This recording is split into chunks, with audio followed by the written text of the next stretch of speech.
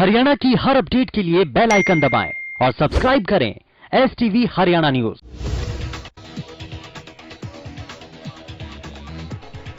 मुख्यमंत्री Manohar Lal Haryana enterprises and employment policy की बैठक की अध्यक्षता करेंगे। इसी के साथ बैठक में डिप्टी सीएम दुष्यंत चौटाला भी मौजूद रहेंगे।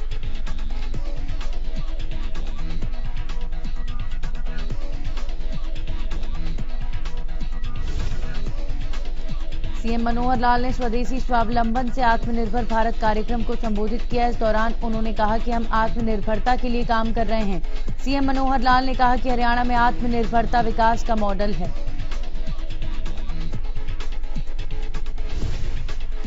सीएम मनोहर लाल ने कहा कि प्रदेश में रोजगार में स्किलिंग के लिए आवश्यक कदम उठाए जा रहे हैं। वहीं उन्होंने बताया कि प्रदेश में निवेशकों के लिए बेहतर माहौल तैयार किया गया है। इस दौरान उन्होंने सरकारी विभाग से भ्रष्टाचार के खत्म होने की भी बात कही।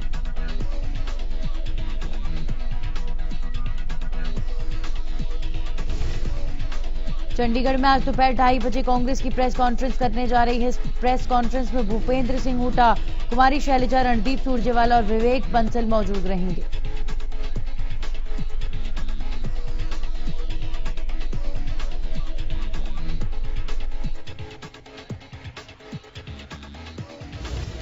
हरियाणा में लगातार कोरोना के मामले बढ़ रहे हैं। पिछले 24 घंटे में कोरोना के 2024 नए मामलों की पुष्टि की गई है।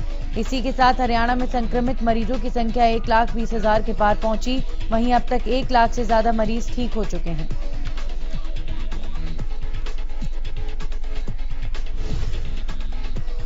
हांसी में 1 करोड़ की रंगदारी मांगने वाले आरोपी को गिरफ्तार किया गया। पुलिस ने 24 घंटे के भीतर दोनों आरोपियों को गिरफ्तार किया। बता दें कि आरोपियों ने स्टील व्यापारी से मांगी थी 1 करोड़ की रंगदारी।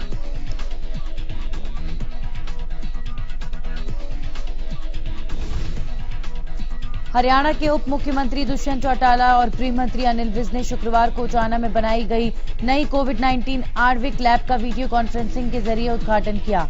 इसके साथ ही संशोधित होम आइसोलेशन प्रोटोकॉल भी जारी किया गया।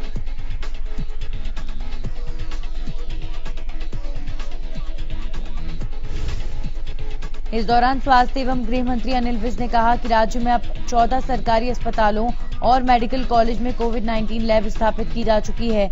इन लैब्स में रोजाना 13,350 टेस्ट किए जाते हैं।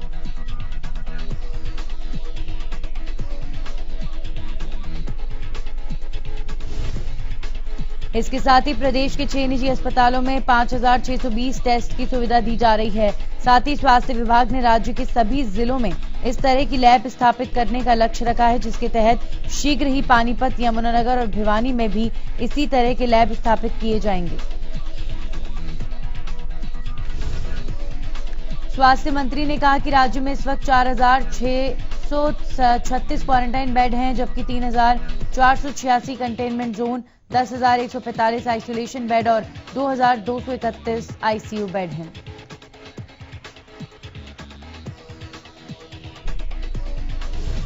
कृषि विधेयक के खिलाफ किसानों ने विरोध प्रदर्शन किया। प्रदेश के अलग अलग जिलों में किसानों की ओर से किए गए भारत बंद का असर देखने को मिला। भारत बंद का असर डिप्टी सीएम दुष्यंत चौटाला के हलके उचाना में भी देखने को मिला। उचाना में आड़तियों ने किसानों का साथ देते हुए अपनी दुकानों को बंद रखा। साथ ही डिप्टी सीएम के खिलाफ नारेबाजी भी की। वहीं टोहाना के गांव कन्हड़ी में किसानों ने 3 अध्यादेश के विरोध में भारत बंद का समर्थन करते हुए जाम लगा दिया। किसानों का कहना है कि 3 अध्यादेश किसान विरोधी हैं, आम जनता विरोधी है, इसलिए सरकार को चाहिए कि इन अध्यादेश को वापस लें।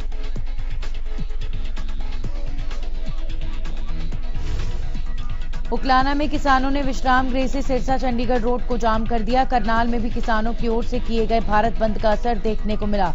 3 किसान बिलों के विरोध में किसान संगठनों की ओर से सड़क जाम कर सरकार के खिलाफ नारेबाजी की गई।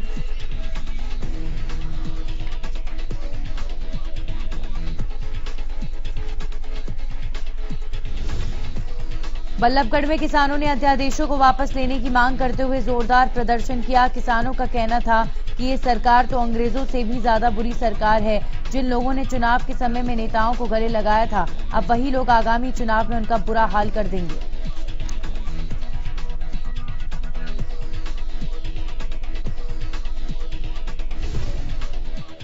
गोला चीका में किसानों ने शहीद उत्तम सिंह चौक पर जाम लगाकर कृषि बिलों का विरोध किया। साथ ही सरकार के खिलाफ नारेबाजी की गई। किसानों का कहना है कि प्रदेश सरकार किसान विरोधी है। वहीं प्रदर्शन के दौरान भारी पुलिस बल तैनात किया गया।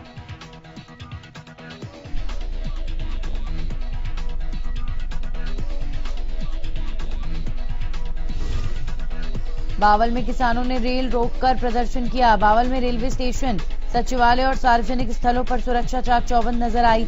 अनाज मंडी में स्वराज इंडिया, भारतीय किसान यूनियन और खेत मजदूर किसान संगठन ने शांतिपूर्ण प्रदर्शन कर अपनी बात रखी। वहीं किसानों ने लघु सचिवालय पहुंचकर राष्ट्रपति के नाम प्रशासन को ज्ञापन सौंपा।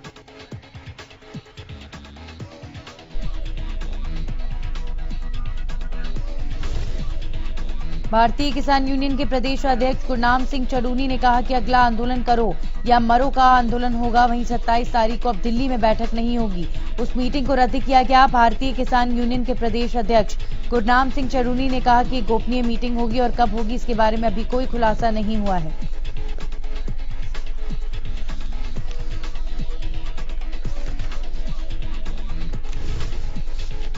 किसानों के बंद को लेकर गृह मंत्री अनिल विज ने अपनी प्रतिक्रिया दी। उन्होंने कहा कि लोकतंत्र में सभी को विरोध और प्रदर्शन कर अपनी बात रखने का अधिकार है, लेकिन मौजूदा वक्त सामान्य नहीं। कोविड-19 के संक्रमण को देखते हुए हम सबको सावधानी बरतने की जरूरत है।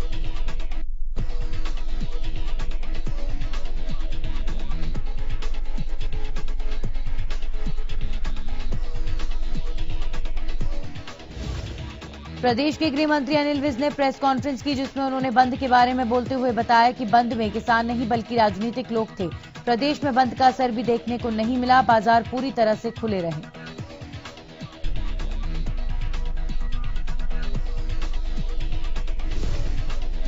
पंचकुला पहुंचे बीजेपी प्रदेश अध्यक्ष ओपी धनखड़ ने प्रेस वार्ता की। इस दौरान उन्होंने किसानों के मुद्दे पर खुलकर बातचीत की। ओपी धनखड़ ने कहा कि प्रदेश में मंडियां इसी तरह से चलती रहेंगी और एमएसपी में भी कोई बदलाव नहीं किया जाएगा।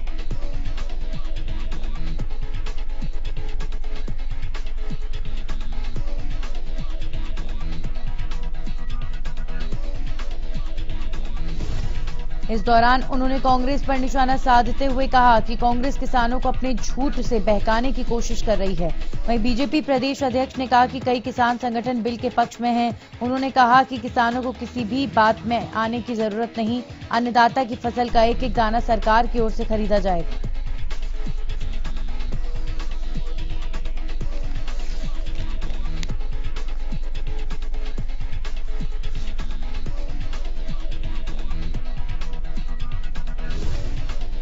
प्रदेश के कृषि मंत्री जेपी दलाल ने प्रेस कॉन्फ्रेंस करते हुए दो मुद्दों पर अपनी बात रखी। एक तरफ जहां कृषि बिल को किसान हितैषी बताते हुए विपक्ष पर निशाना साधा, वहीं दूसरी तरफ बरौदा उपचुनाव में प्रभारी बनाए जाने पर अपनी बात रखी।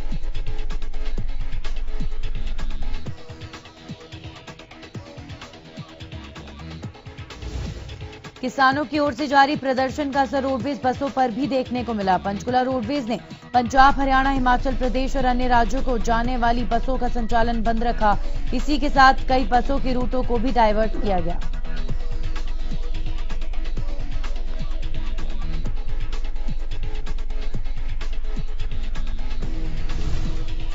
गुरुग्राम में एक चौंकाने वाली खबर सामने आई, जहां एक दोस्त ने अपने दोस्त को महज 500 रुपए के लिए मौत के घाट उतार दिया।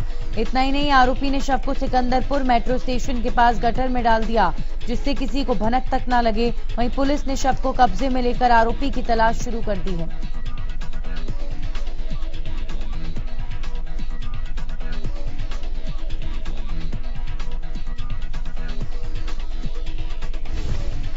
पानीपत के मित्तल मेगा मॉल में 3 साल बाद फिर बड़ा सेक्स रैकेट पकड़ा गया। स्पा सेंटर में मसाज के नाम पर रैकेट चलाया जा रहा था। ग्राहक भेजकर पुलिस ने छापेमारी की। 2 स्पा सेंटर से 11 युवतियां समेत 14 लोगों को गिरफ्तार किया गया।